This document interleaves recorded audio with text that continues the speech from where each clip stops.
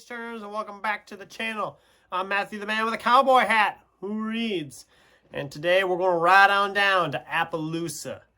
This is my video talking about why I love Robert B. Parker's Virgil, Everitt, Hitch novels, also known as the Appaloosa series. Okay, so we'll start, of course, with a little bit about Robert B. Parker. Most of us who've heard Robert B. Parker's name know him best for his mysteries, thrillers, and stuff. I mean, Spencer, there's like, what, 40 of those. The Jesse Stone novels. There's a whole bunch he's written. The Sonny Randall novels. He's best known for a lot of that kind of stuff, more mysteries and thrillers. In 2005, however, he published Appaloosa, a Western about lawmen Virgil Cole and Everitt Hitch, who arrive in the town of Appaloosa. There's a rancher who's kind of taking over the town. He killed off the deputies, the city sheriff, city marshal, all this, and they get hired in by some of these in the town to kind of clean up the mess that's being left here. I read this. Actually, I listened to an audio version of this back in the day and then picked up my own copy of it. Like I said, it's published in 2005. I really enjoyed it. I'm not a huge... At the time, I wasn't a huge Western person, but I really liked the characters. It's very much character-driven, these two characters, and just a lot of chapters are just dialogue between the two characters, just sitting around talking. But I kind of loved that along with the action stuff. I think other people liked it too, because in 2008, it was adapted into a film, aptly named Appaloosa. And there's a glare from the DVD case, but you gotta get the idea. The film version of Appaloosa starred Ed Harris as Virgil Cole and Viggo Mortensen as Everitt Hitch. The movie was really good. They did a really good job with the movie. They had Jeremy Irons cast as the renegade rancher, the evil guy. And if you know Jeremy Irons, he's always great in a villain role anyway. So that was good. The movie itself was not a huge box office hit. I mean, the modern era of Western films kind of is expected at this point. But I remember seeing it. I remember really liking it. I thought it was a really good adaptation of the book. And it was good. It was really good. And then it was on a reread of Appaloosa that I all of a sudden found out there were sequels. In 2008, we got Book 2, Resolution. In 2009, we got Brimstone. And then in 2010, we got Blue-Eyed Devil. And at the time, I thought, okay, that's great. There's books 2, 3, and 4. So it's a series of 4 books now. And they all kind of build off the other ones, but they all have a clear ending. So if you don't want to go past a certain point, you're fine. You can just quit wherever.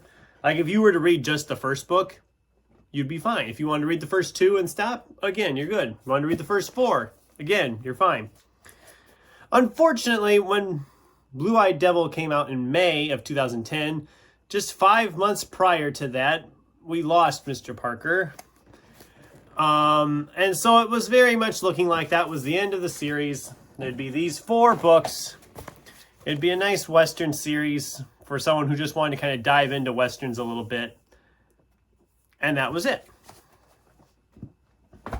But then, 3 years later, Robert Knott took over writing these books. Apparently, Mr. Parker had some outlines or summaries or whatever you want to call it sitting around ready to go and just never got to them. Because in 2013, we got Iron Horse, Robert B. Parker's Iron Horse by Robert Knott.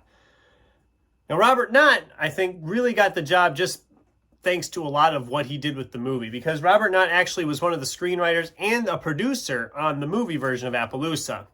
So when they went looking for somebody to continue writing these out, they picked a guy that did it with the movie. And I gotta say, they did a good job.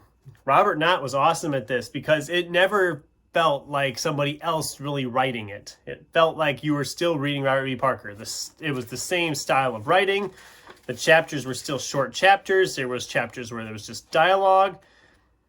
Lengthwise, it was about the same length. It was great. The series was continuing. I thought, okay, we got one, probably a couple more maybe.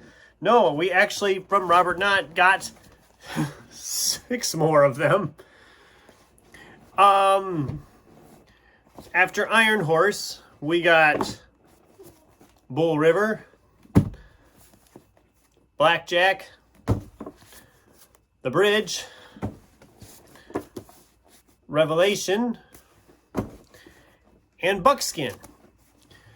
Now, Buckskin is the most recent one. It was published in 2019, and there has been nothing about another book, so I'm guessing that they finally used up all the outlines, or they went as far as they were going to go with it. I will say, of the sequels, Buckskin is my least favorite. It went a direction I was not a huge fan of. There was a subplot with a guy, and I didn't love it. But all the rest of these I really enjoyed, and I've loved this series quite a bit. It is a favorite of mine. I do enjoy this series, but it's been ages since I've read the early ones, of course. I want to say the last time I read Appaloosa was when I read the other sequels, books 2, 3, and 4. And that's why I'm kind of wanting to reread these sometime. I mean, there's 10 of them, so I could easily spread them out over a year.